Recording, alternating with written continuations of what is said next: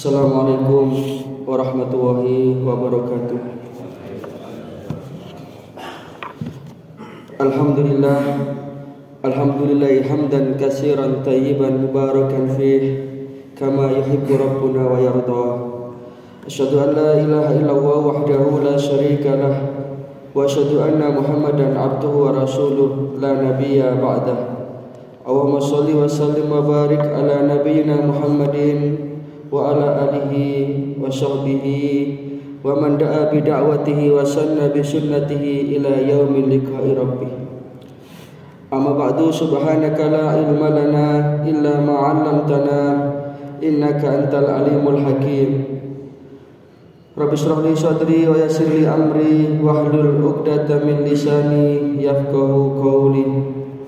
Asbahna ala fitratil Islam wa ala kalimatil ikhlas wa ala dini nabiyyina Muhammadin sallallahu alaihi wasallam wa ala millati abina Ibrahim hanifan muslima wa ma kana minal musyrikin.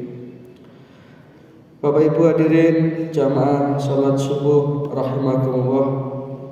Kita lanjutkan pelajaran kita kitab Al-Kabair.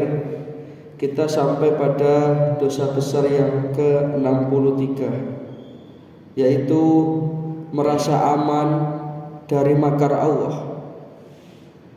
Makar secara bahasa atau lughatan itu artinya adalah tipu daya. Di dalam Al-Quran surat Al-Anfal ayatnya nomor 30, Allah Subhanahu wa taala berfirman, a'udzubillahi minasyaitonir rajim, wa id yamkuru bikal ladina kafaru liyusbituka aw yaqtuluka aw yukhrijuk wa yamkuruna wa yamkurullah wallahu khairul makirin. Wa id yamkuru bikal ladina kafaru, dan ingatlah wahai Rasulku, ketika orang-orang kafir itu melakukan tipu daya, melakukan satu konspirasi di mana mereka itu hendak menahan kamu atau membunuhmu, au yukhrijuk, atau mengusir kamu dari tempat tinggalmu, maka Allah Subhanahu wa taala akan membalas tipu daya mereka.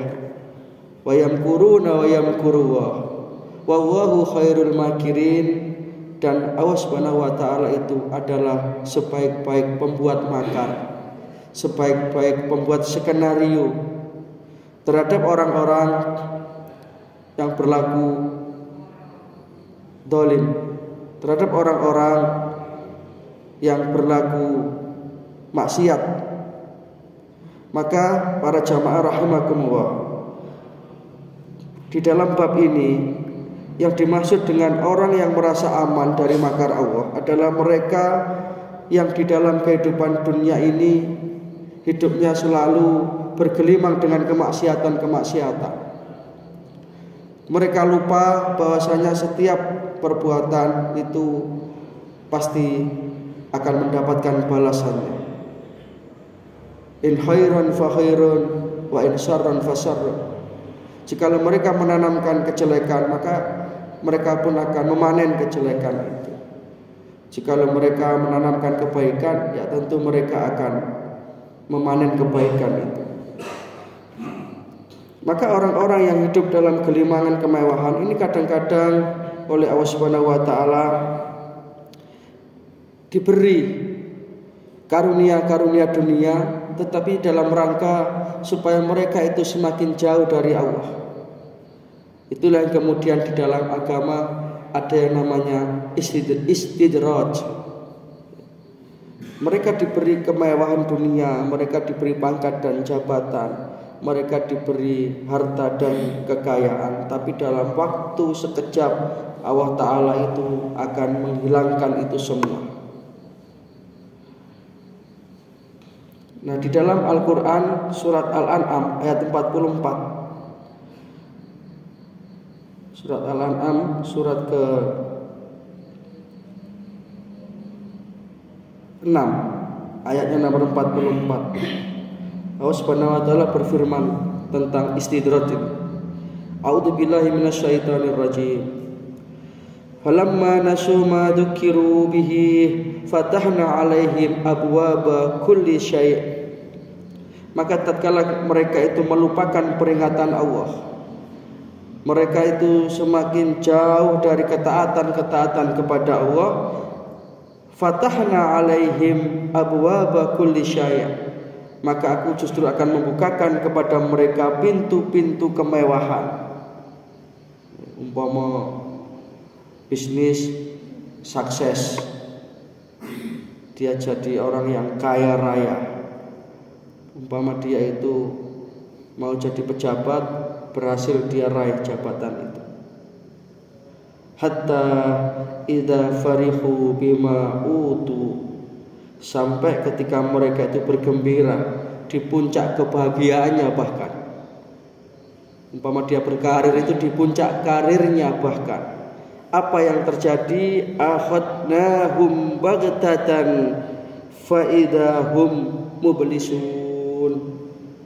Maka Allah Ta'ala mengatakan, kami akan siksa mereka baghtatan, secara tiba-tiba.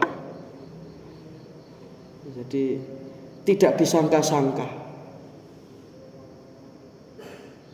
Fa idahum mublisun, maka ketika itu mereka terdiam, terkaget-kaget, putus asa, tidak punya solusi.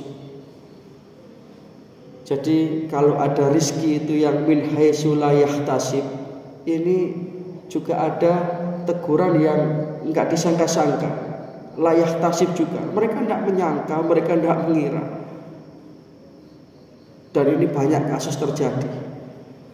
Maka orang yang beriman mestinya menjadikan pelajaran ini, bahwa kita itu dalam hidup dan kehidupan di dunia ini tidak ada jalan lain selain kita itu mentaati Allah dan Rasul-Nya, sehingga apapun yang menimpa kita itu akan menjadi kebaikan, bukan malah sebaliknya.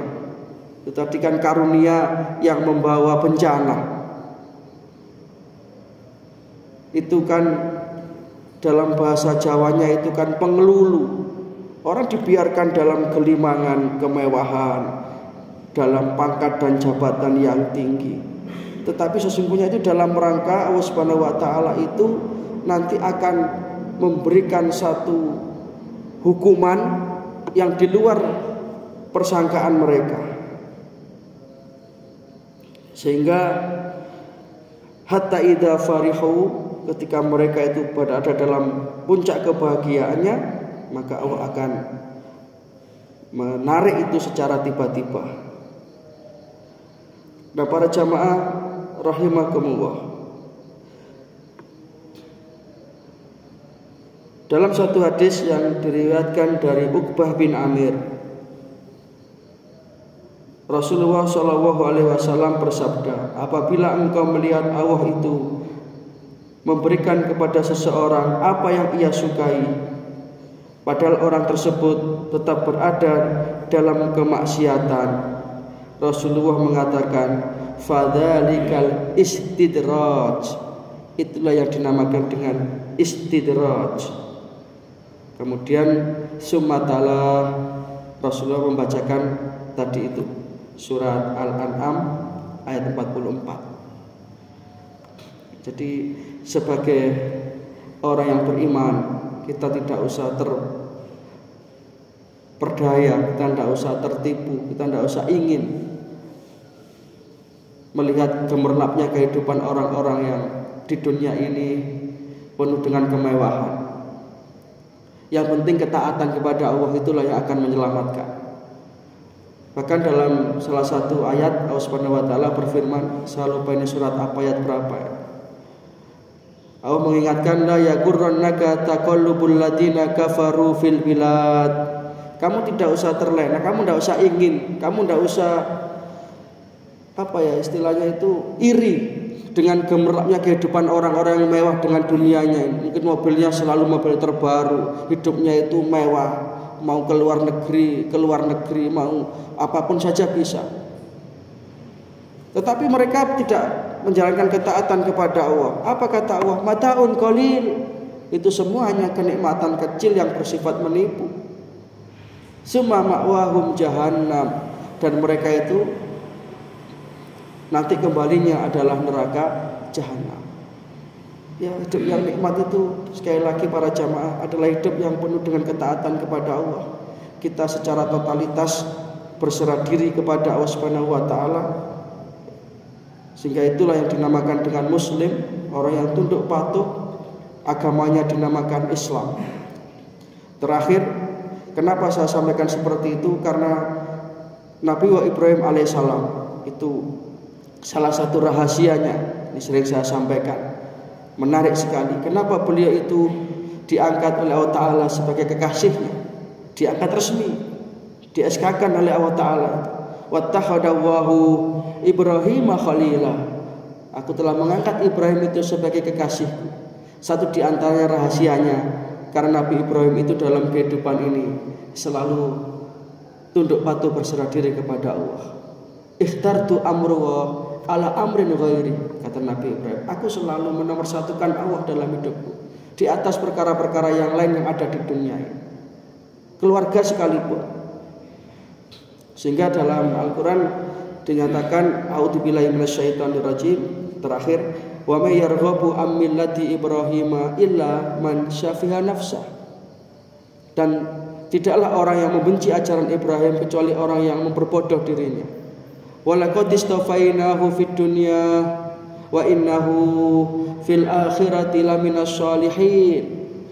Padahal sungguh aku telah memilih Ibrahim itu di dunia ini, memilih sebagai Rasul Allah, bahkan Rasul papan atas, Rasul ulul azmi. Wa innahu fil akhirati laminas sholihin. Dan nanti di akhirat dia termasuk golongan hamba-hambaku yang sholih.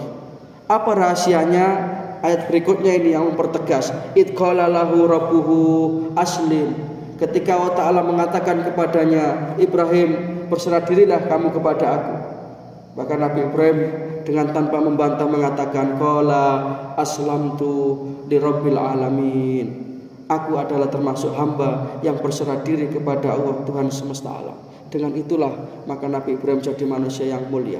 Maka mudah-mudahan kita dibimbing dan dituntun oleh Allah Ta'ala menjadi hambanya yang senantiasa aslim, berserah diri kepada Allah Subhanahu wa Ta'ala, sehingga kita akan diberi pertolongan dalam menelusuri jalan raya hidup dan kehidupan ini untuk menjadi orang yang sa'adah fid dunia wa sa'adah fil akhirah, bahagia dunia dan bahagia di akhirat. Amin ya rabbal alamin. Demikian para jamaah rahimakumullah. Ada kurang lebihnya mohon maaf. Nasrul minna wa fathun qarib wa basyiril mu'minin. Subhanaka Allahumma wa bihamdika asyhadu an la ilaha illa anta astaghfiruka wa atubu ilaik. Assalamualaikum warahmatullahi wabarakatuh. Innallaha wa malaikatahu yusalluna